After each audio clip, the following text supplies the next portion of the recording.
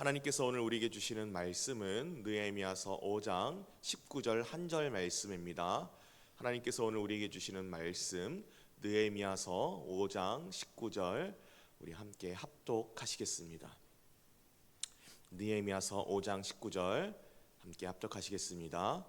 내 하나님이여, 내가 이 백성을 위하여 행한 모든 일을 기억하사 내게 은혜를 베푸시옵소서. 다시 한번 읽겠습니다. 내 하나님이여, 내가 이 백성을 위하여 행한 모든 일을 기억하사 내게 은혜를 베푸시옵소서. 아멘. 우리가 함께 우리 하나님을 경외하는 가운데 행할 것이 아니냐라는 기도 제목으로 함께 말씀 나누도록 하겠습니다. 오늘 우리가 함께 읽은 말씀은 하나님께 은혜를 구하는 느헤미야의 기도입니다. 느헤미야는 하나님께 내 하나님이여, 내가 이 백성을 위하여 행한 모든 일을 기억하사 내게 은혜를 베푸시옵소서라고 기도하고 있습니다. 기도의 내용을 보자면 정황상 느헤미야는 백성들을 위해 무언가를 막심한 손해를 감수하고 행동했고, 또 그렇기 때문에 그는 하나님께서 자신의 행동을 기억하셔서 은혜 베풀어 주실 것을 기도하고 있습니다. 과연 느헤미야는 백성들을 위해서 무엇을 했고 또 어떤 마음으로 그것을 행한 것일까요? 함께 말씀을 통해 살펴보도록 하겠습니다. 느헤미야서 5장 1절에는 각종 이후로 생활고에 시달리게 된 백성들의 탄식 소리로 시작하고 있는 것을 보게 됩니다. 하루 벌어 하루 먹고 사는데 양식이 없구나, 일이 없구나, 빌어먹어서라도 남에게 돈을 빌려서라도 내 집과 자녀를 건사해야겠다. 흉년이 들어 더 이상 버틸 수가 없구나. 어쩔 수 없이 내 밭과 포도원을 담보로 잡아서라도 음식을 마련해야겠다. 이것저것 떼고 나니 도저히 세금 낼 돈이 없구나. 내가 밭과 포도원과 집을 저당 잡혀서라도 세금을 내야겠다. 당시 백성들은 성벽 공사를 하는 도중에 수입도 끊기고 흉년이 들어서 생활고에 처해 있었습니다. 재산이 없는 단순 일용직부터 밭과 땅이 있지만 흉년을 견디지 못한 사람이라든지, 먹고 살 여유까지는 있지만 세금을 낼 여유까지는 없었던 사람이라든지, 여러 계층의 사람들이 페르시아가 정한 세금을 낼 돈이 없었다든지, 어떤 수입이 없었다든지 해서 여러모로 재정적 위기에 처해 있었던 것입니다. 그리고 이와 같은 암울한 위기를 더욱더 가혹하게 만드는 행동들이 있었습니다. 그것은 바로 지도자 계층인 귀족들과 민장들의 행위였습니다. 이들은 율법을 어기고 높은 이자를 요구했습니다. 그리고 빚에 대한 담보를 요구해서 높은 이자를 내다가 더 이상 감당할 수 없는 시점이 오면 밭도 빼앗고 포도원도 빼앗고, 포도원과 집도 없는 사람은 자녀들을 빼앗는 일을 자행했던 것입니다. 그리고 동족의 자녀들을 노예로 팔아넘기는 모습을 보여주었습니다. 우리 육체도 우리 형제의 육체와 같고 우리 자녀도 그들의 자녀와 같거늘 이제 우리 자녀를 종으로 파는도다. 우리 딸 중에 벌써 종된 자가 있고 우리의 밭과 포도원이 이미 남의 것이 되었으나 우리에게는 아무런 힘이 없도다 하더라. 어찌나 이와 같은 탄식의 목소리가 심각했는지 1절에서는 이들의 원망의 목소리를 가리켜서 백성이 그들의 아내와 함께 크게 부르짖었다라고 표현하고 있습니다. 이때 크게 부르짖었다라는 단어가 언제 쓰이는 단어였느냐 하면 출애굽하기 전에 애굽 땅에서 백성들이 애굽 사람의 학대에 못 이겨서 하나님께 큰 소리로 부르짖었다라고 할 때의 큰 부르짖음입니다. 그렇듯이 이 큰 부르짖음이라는 단어는 어떤 재앙이나 아니면 극심한 학대, 이방의 쳐들어옴에 인해서 백성이 크게 고통을 느낄 때 하나님께 부르짖었다라는 말을 사용할 때 크게 부르짖었다라는 말을 사용했습니다. 전쟁, 재앙 이럴 때나 쓰는 말이었는데 그들이 얼마나 극심한 정신적, 감정적 고통 가운데 놓여 있었는지를 표현할 때 쓰는 단어였는데, 오늘 백성들이 민장들과 귀족들의 그 이자 거두는 행위, 또 담보를 거두는 행위 때문에 크게 부르짖었다라고 말하는 것은 그들 때문에 얼마나 백성이 고통 가운데 놓여 있었는지를 보여주는 것입니다.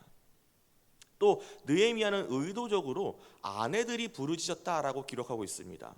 대부분의 성경 기록에서 여성들의 역할은 약간 부차적인 수준으로 다뤄지는 것을 생각해 본다면 굳이 아내들이 부르짖었다라고 기록한 이유는 그만큼 공동체에 닥친 위기가 그렇게 아내들이 부르짖은 것까지 적을 정도로 심각했다라는 것을 더욱더 부각시켜서 드러내고 있습니다.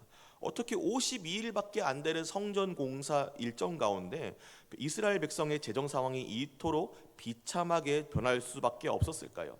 말씀에 기록된 대로 흉년이 그 이유였을 수도 있고 페르시아가 정한 세금이 너무나도 극심했기 때문일 수도 있습니다. 그러나 더욱더 중요한 것은 그런 이유로 백성이 절박한 상황에 놓이게 되었을 때 율법을 어기고 동족들에게 고리대금을 시도한 백성의 지도자들과 귀족들의 탐욕이 더욱더 이런 백성의 고통을 가중시켰다는 것입니다. 느헤미야는 이 사실을 전해 듣고 매우 분노했습니다. 그러나 느헤미야가 정말로 본이 되는 것은 그 분노에 휩싸여서 당장 귀족들과 당장 민장들을 찾아가서 너희가 돈 거둔 거 다시 돌려주라고 윽박지르지 않았다는 것입니다. 그는 깊이 숙고하여서 정말로 자신의 분노를 다스리고 이성적으로 생각해서 그들에게 먼저 비공식적으로 찾아가서 그들에게 이자를 돌려주고 담보물을 돌려줄 것을 요청합니다. 그러나 귀족들과 민장들은 그의 말을 듣지 않았습니다. 느헤미야는 그런 그들의 잘못을 해결하기 위해서 공식적으로 이번에는 모든 백성들을 불러 모아 대회를 열고 공개적으로 그들의 행위를 지탄합니다. 우리는 이방인의 손에 팔린 우리 형제 유다 사람들을 우리의 힘을 다하여 도로 찾았거늘 너희는 너희 형제를 팔고자 하느냐? 더구나 우리의 손에 팔리게 하겠느냐? 느헤미야를 비롯한 포로 후기 공동체는 현재 진행형으로 이방 사람들에게 팔려 나간 형제들을 다시 사와서 자유롭게 풀어주는 속량하는 일들을 하고 있었습니다. 어떻게든 그들은 그들의 형제들을 자유롭게 풀어주고 다시 유다 땅으로 돌아오게 하려고 힘을 다하던 상황이었는데 아이러니하게도 그들의 지도자였던 민장들과 그들의 귀족들은 오히려 공동체를 배신하고 고리대금을 걸어서 동족들을 노예로 사고 팔았다는 것입니다. 더군다나 이들의 행위가 더욱더 악랄했던 것은 레위기 25장 42절에 그들은 내가 애굽 땅에서 인도하여 낸 내 종들이니 종으로 팔지 말지니라 라고 한 말씀대로 동족들 간에는 이제 동족의 종된 사람들을 사고 팔 수 없었습니다. 7년이 지나면 풀어주어야만 했습니다. 하지만 그들은 이것을 잘 알았기 때문에 이방인에게 형제를 팔았던 것입니다. 다른 동족들이 사비를 털어서 이방인들에게 팔려나간 자들에게 자유를 주기 위해서 고군분투하고 있을 때 정작 그들의 지도자들은 자신들의 이익을 위하여서 빚을 못 갚아서 종이 된 동족의 자녀들을 이방인들한테 팔아 넘겼다는 것입니다. 이것은 대단한 반역 행위였습니다. 당연히 민장들과 귀족들은 공개적으로 드러난 자신들의 이러한 반역 행위에 아무런 말도 할 수 없었습니다. 느헤미야는 그들에게 더 이상 율법을 어기고 이자 받는 행위를 멈출 것을 촉구합니다. 그리고 그들이 빼앗았던 담보들도 전면 반환할 것을 촉구합니다. 하나님을 경외하는 마음으로 백성을 생각하고 더 이상 그들의 행위로 인해서 하나님의 이름이 이방 사람들에게 비웃음거리가 되지 말게 하자고 촉구한 것입니다. 우리의 대적 이방 사람의 비방을 생각하고 우리 하나님을 경외하는 가운데 행할 것이 아니냐. 그런데 우리를 조금 헷갈리게 만드는 것이 있습니다. 느헤미야가 그들이 압류한 담보물들, 밭과 집과 감람원과 포도원 등을 전면 반환할 것을 요구한 것은 우리가 이해하기 쉽습니다. 그런데 그들이 꾸어주었던 돈과 양식과 포도주와 기름의 100분의 1을 돌려줄 것을 요구하는 것이 뒤따라온다는 것입니다. 이 100분의 1을 당시의 이자율로 본다면 상당히 터무니없이 낮은 금액이 됩니다. 왜냐하면 고대 바벨론이나 페르시아의 기록을 보면 평균적인 이자율은 40~50%였고 또 극심하게 높았을 때를 본다면 약 75%까지 달했을 정도로 엄청난 수치였습니다. 그렇기 때문에 이것이 그들이 받았을 고리대금이라고 생각하기에는 상당히 낮은 금액이었다고 볼 수 있습니다. 그래서 이것에 대해서 많은 학자들의 갑론을박이 있었습니다. 그러나 이 100분의 1이라는 수치를 제가 생각해 보았을 때에는 그들이 거뒀던 이자의 100분의 1이라든지 아니면 그들이 받았어야 할 원금의 100분의 1 정도로 여기는 것이 조금 더 타당해 보이는 것 같습니다. 왜냐하면 당장 먹고 마실 것을 융통해야 한다고 판단해서 백성들을 위해서 이와 같은 조치를 취했다라고 여겨질 수밖에 없는 수치였기 때문입니다. 중요한 것은 느헤미야가 하나님을 경외하는 마음으로 행동하여 율법의 정신을 생각하고 고통받는 형제들을 구휼하는 것을 먼저 생각했다고 보여집니다. 당시 민장들과 귀족들이 백성에게 이자를 받는 행위는 명백한 잘못이었지만 또 율법에 따라서는 담보받는 행위는 제한적이나마 허용되는 행위였습니다. 그러나 느헤미야는 하나님을 경외하는 마음으로 율법을 바라보아서 율법이 원래 말하고자 하는 바인 이웃 사랑을 바탕으로 판단했던 것입니다. 율법은 형제에게 돈을 빌려주되 이자를 받지 못하게 한 것은 율법의 목적이 서로를 도와주고 서로를 구휼하고 서로가 어려운 상황에 있을 때 그들이 먹고 살게 해주라는 것에 있었던 것입니다.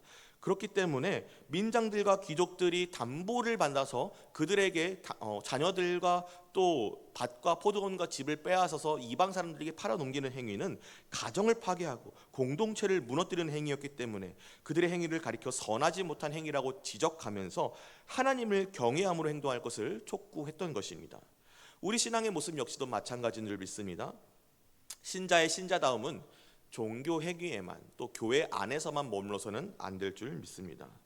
개인의 사적 영역 혹은 종교 행위 혹은 교회 안에만 머물러 있는 경건은 죽은 경건입니다.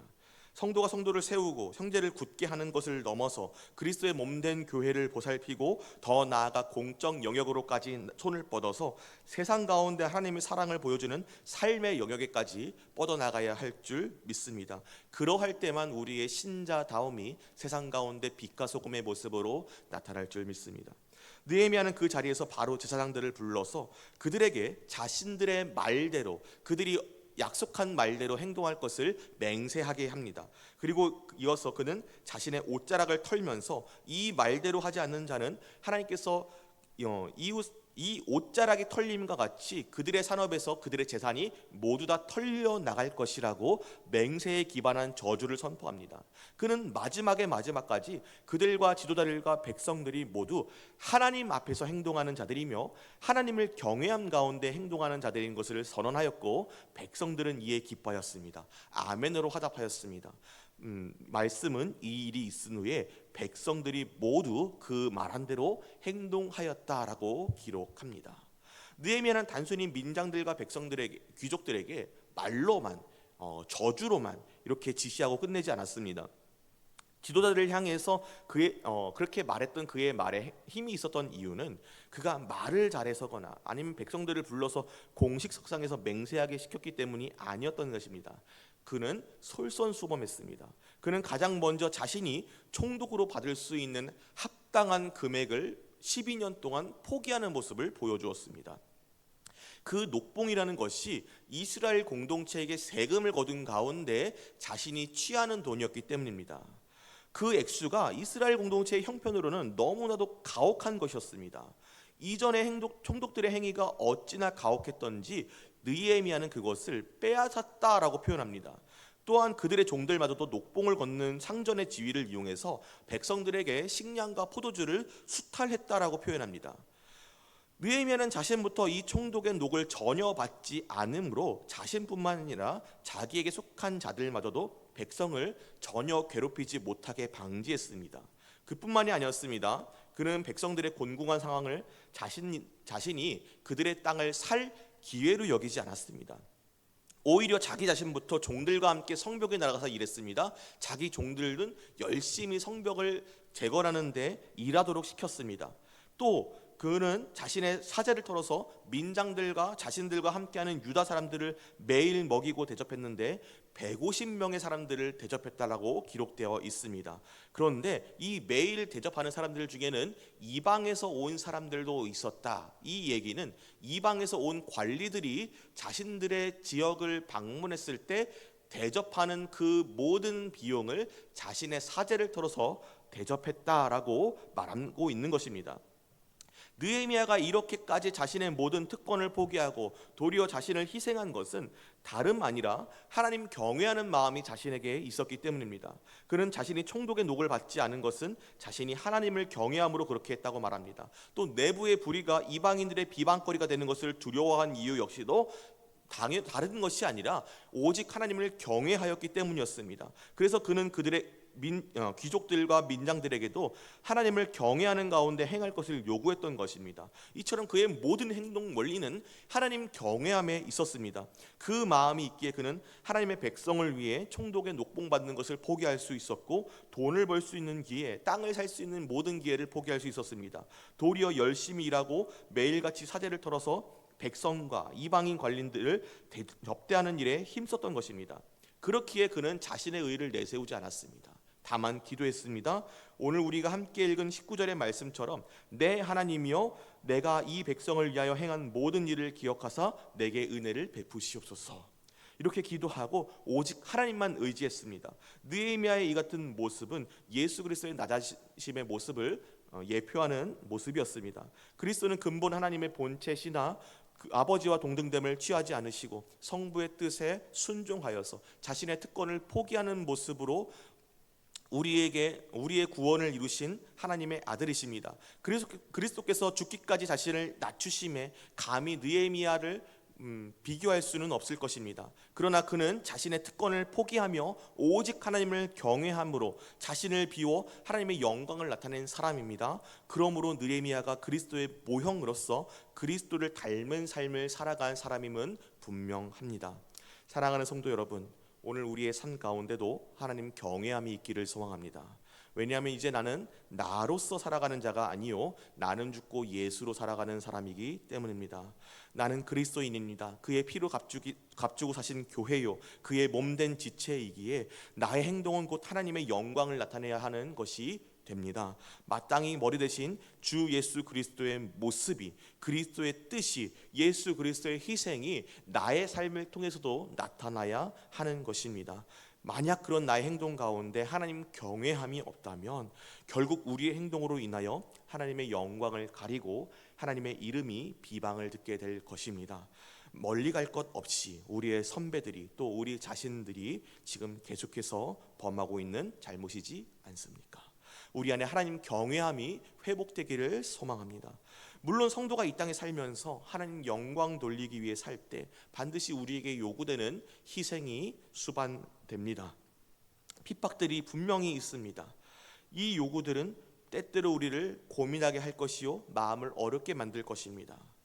단편적인 예로 사회생활 중에 술 마시는 문제가 있을 것입니다. 이 술 마시는 것 대한민국 성인이라면 합법적입니다. 누가 뭐라고 하지 않습니다. 그러므로 나는 그리스도인으로 음주를 하지 않겠습니까? 라고 주장할 때 따라오는 핍박들이 있습니다. 너만 그리스도인이냐? 누구도 그리스도인인데 술 잘만 마시더라 라는 핍박부터, 또 이렇게 핍박하는 것이 없다고 하더라도 은연중에 따라오는 승진의 불균형이라든지 또 어떤 불이익이 있다는 것입니다. 빤히 예상되는 불이익 앞에서 의연할 수 있는 사람이 어디 있을까요? 참으로 마음이 어려워지는 일이 아닐 수 없습니다. 그러나 사랑하는 성도 여러분, 우리가 그 모든 일들 앞에서 담대하시기를 소망합니다. 오직 우리가 하늘과 땅의 하나님의 종들임을 기억하시기를 소망합니다. 느헤미야의 고백과 같이 내가 하나님을 경외함으로 그렇게 하지 않았노라고 고백할 수 있는 고백이 우리 가운데 있기를 소망합니다. 내 하나님이여, 내가 주의 교회와 주의 이름을 위하여 행한 모든 일을 기억하사 내게 은혜를 베푸시옵소서. 기도하며 주님 앞에 나아가는 모든 성도님들 되시기를 소망합니다. 오직 예수 그리스도를 닮은 모양과 형상이 우리 삶 가운데 나타나기를 소망합니다. 우리가 오직 우리 하나님을 경외하는 가운데 행하여 우리 하나님께 영광 돌리며 오직 진실하시고 거룩하신 하나님께서 우리를 기억하여 주심이 우리의 상급이 되는 그것을 믿고 행하는 모든 주의 백성들 되시기를 간절히 소망하고 축복합니다.